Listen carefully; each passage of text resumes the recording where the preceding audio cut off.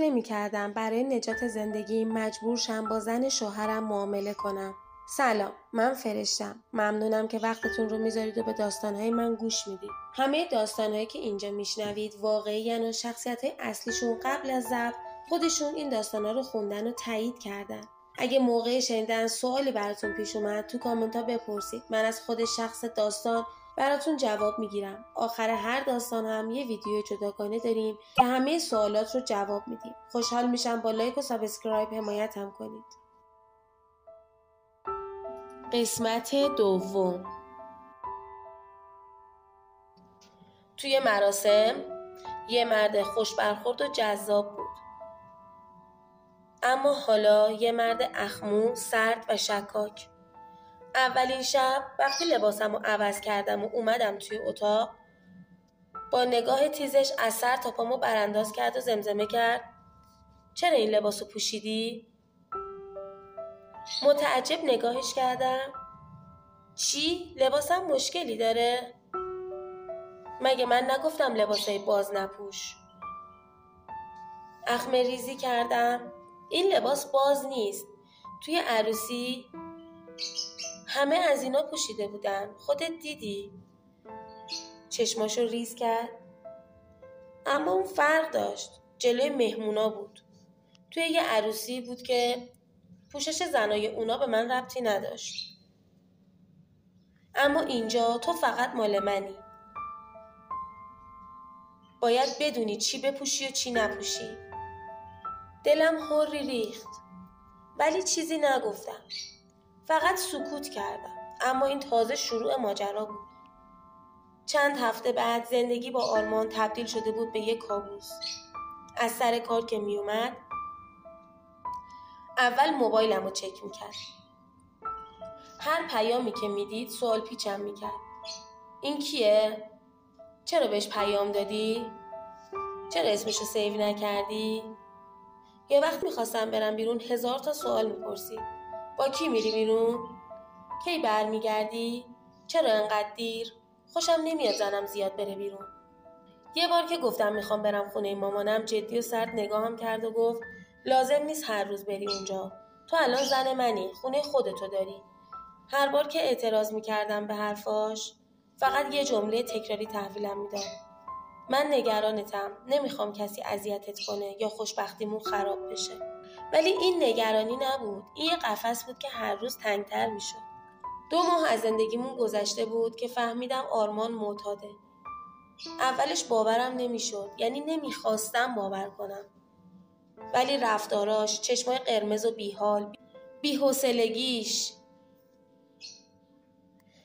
شب‌هایی که تا صبح بیدار بود و یه جور عجیب نگام میکرد. همش یه چیزو فریاد میزد. آرمان یه آدم عادی نبود.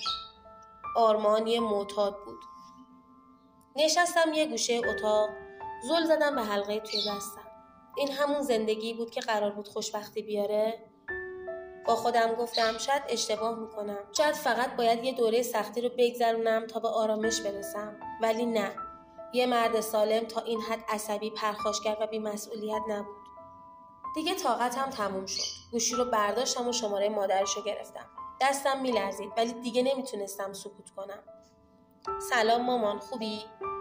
سلام عزیزم، تو خوبی؟ آرمان چطوره؟ مامان راستش من یه چیزی فهمیدم، نمیدونم چطوری بگم. ولی آرمان مشکل داره. اون انگار معتاده. یه لحظه سکوت شد. بعد خنده عصبی مادر شوهرم توی گوشی پیچید.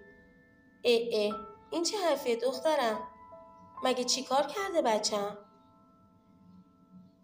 مگه مواد میکشه؟ تو زیادی حساسی. همه مردا یه مشکلاتی دارن. تو زنشی، باید کنارش باشی. نه که زنگ بزنی شکایت کنی. خودت باید از قدرت زنانگیت استفاده کنی و مشکلات شوهرتو حل کنی. زندگیت رو مدیریت کنی. همه تنم لرزید.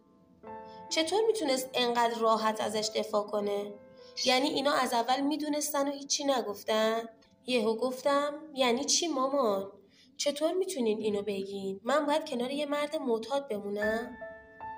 مادرش پوزخند صداداری زد و گفت که زن زندگی نیستی. اینم از شما و خانواده محترمت. هیچی نشده زدی زیر همه چی؟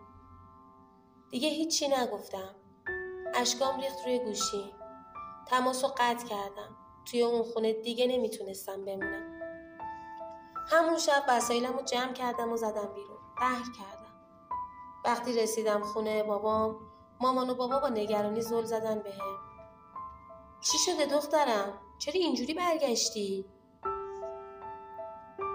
آروم لب زدم بابا، آرمان معتاده، من دیگه نمیتونم باهاش زندگی کنم. بابام انگار یخ زد. یه لحظه هیچی نگفت. بعد بلند شد، دستشو مشت کرد، با عصبانیت کوبید روی میز. معتاده؟ اون مرتی که داغون چجوری جرأت کرده زندگی دختر منو خراب کنه؟ همون لحظه صدای زنگ در اومد. بابام در رو باز کرد. خانواده آرمان اومده بودن دنبالم. بابای آرمان اومد جلو. داداش این چه کاریه؟ جوونن، دعواشون شده، شما نباید اجازه بدی نسترن همچین تصمیمی بگیره. اصلا من نمیدونم این چه دختریه شما تربیت کردید. بدون اجازه مرد خونه، بدون اجازه شوهرش بلند شده اومده خونه باباش. این چه وضعیتیه؟ بابام پوزخند زد و گفت من رو حساب رفاقت با تو دخترم رو به آرمان دادم. فکر کردم خانواده خوبی هستی. ولی چی شد؟ با دسته خودم دخترم رو بدبخت کردم. دیگه حرفی نداری. طلاقشو میگیرم. بابای آرمان اخم غلیظی کرد و گفت این چه حرفیه؟ ما رفیقیم. تمام این سالها رفاقت ما رو میخوای بذاری کنار؟ سر چی؟ بابام متعجب نگاه کرد بهش و گفت سر دخترم. چی با ارزش تر از بچه های ما تو زندگیمونه؟ وقتی اومده خواستگاری نسترن، من نسترن رو به آرمان ندادم، به تو دادم. رو حساب آشناییتی که با تو داشتم و شناختی که از تو داشتم موافقت کردم این دوتا با هم ازدواج کنن. الان پسرت معتاده. شکاکم که هست. از این ور اون ور خبر به گوشم رسیده که چقدر دخترمو اذیت کرده و شکاک بوده. بعد تو انتظار داری که من زندگی دخترمو خراب کنم رو حساب رفاقت با تو؟ نه داداش. بچه من خیلی برام عزیزه. جاشم رو چشمامه. پدر آرمان ناامید به بابام نگاه کرد. مامانش شروع کرد به حرف زدن. پدر و مادر آرمان اون شب هرچی اصرار کردن فایده نداشت. بابام کوتاه نیامد. همون روز بابام حرف آخر رو زد و گفت طلاق دخترمو میگیرم. فردا صبحش اول وقت بابا منو بیدارم کرد و با هم دیگه رفتیم دنبال کارای طلاق. به خاطر آشناهایی که بابام داشت پروسه طلاقم خیلی زود پیش رفت. خودمم خیلی مشتاق بودم که زودتر تموم شه. نمیخواستم حتی یه لحظه دیگه اسم زن آرمان روم باشه. مهریم رو بخشیدم که زودتر خلاص بشم، که تموم بشه. میخواستم نفس بکشم، زندگی کنم. بالاخره بعد از مدتی حکم طلاقم اومد. وقتی از دادگاه بیرون اومدم بابام کنارم بود ولی شرمنده. با صدای خفه‌ای گفت دخترم من اشتباه کردم. نباید به زور شوهرت میدادم. فکر میکردم خوشبخت میشی ولی نشد. اینا از اولم به ما دروغ گفته بودن. اون مدارک تحصیلی آرمان یا حتی شرکتایی که میگفتن داره هیچ کدوم واقعی نبود. چیزی نگفتم. فقط اشکامو پاک کردم. دیگه نسترن قبلی نبودم. دیگه اون دختر شاد و شنگول نبودم. تبدیل شده بودم به یه زن مطلقه افسرده. 3 سال گذشت. تو این 3 سال خانوادم هر کاری کردن که جبران کنن. بابام، برادرام، حتی خواهرام همشون مدام سعی میکردن خوشحالم کنن. برام لباسای گرون، طلا، عطرای خاص میخریدن. توی فامیل و آشنا طلاهای من از همه بیشتر بود. هیچ کسی نبود که اندازه من طلا داشته باشه. ولی ته دلم خالی بود. دلم نمیخواست به این چیزا دل خوش کنم. آرمانم بعد از طلاقمون چند باری آدم فرستاد دنبالم. یه بار خودش پیام داد که برگرد درستش میکنم. ولی من دیگه آدمی نبودم که برگردم. یه بار سوخته بودم، دیگه قرار نبود توی اون آتیش برم. توی این مدت برای اینکه یکم از فکر و خیال در بیام رفتم باشگاه. ورزش تنها چیزی بود که یکم آرومم میکرد. توی باشگاه با یکی از خانوما که تازه آشنا شده بودیم کلی صمیمی شدم. انقدر با هم صمیمی شدیم که براش درد دل کردم و گذشتم و تعریف کردم. اونم خیلی ناراحت شد. حتی بعضی جاها پا به پام اشک ریخت و سعی میکرد دلداریم بده یه آرومم کنه. یه روز که داشتیم کنار هم استراحت میکردیم یهو گفت نسترن جون یه چیزی بگم. بگو عزیزم. یه برادر شوهر دارم، خیلی مرد خوبیه، پولداره، آدم اصیلیه. زن اولش فوت کرده، 4 تا بچه از اون داشته. 2 تا پسراش که بزرگ بودن زن گرفتن. یه دختر و پسر نوجوانم داره که از زن اولش هستن. بعد از فوت زن اولش با یکی ازدواج کرد که زندگیشو حفظ کنه و از بچه‌هاش مراقبت کنه. زن دومش خانم خوبی بود ولی خب نتونستن با هم کنار بیان. داره طلاق میگیره. تقریبا دیگه کار طلاقشون رو دارن انجام میدن. به من گفت دنبال یه زن خوبم، کسی که قدر زندگیمو بدونه، دنبال زندگی کردن باشه، نه دردسر درست کردن، اذیتم نکنه، با هم دیگه زندگی درست کنه. زن قبلیش خیلی میرفت قهر.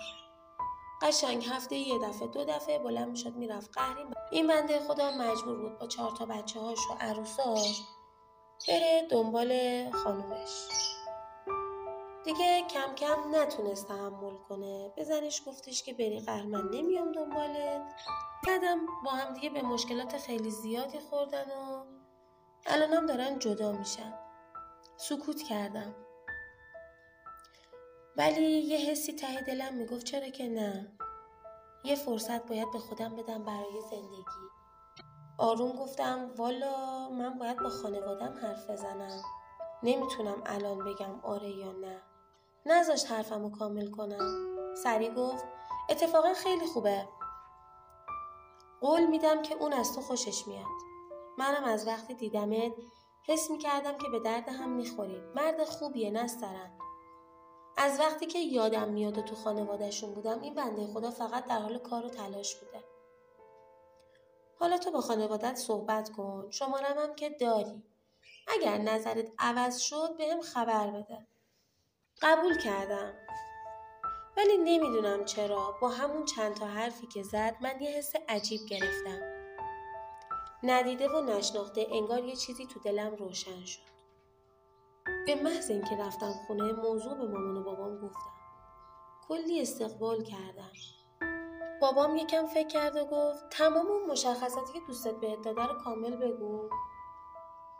همه رو مو به مو گفتم، حتی اسم و فامیل طرف رو. بابام یکم مکث کرد و گفت من این مرد رو میشناسم، آدم خوبیه، اصل و نسب داره، آدم حسابیه بابا.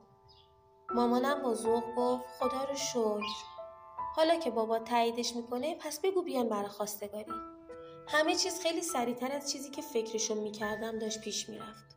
بابام خیلی ذوق داشت. به خاطر اخلاقش که عادت داشت برای همه تصمیم بگیره، دوباره داشت برای من تصمیم میگرفت.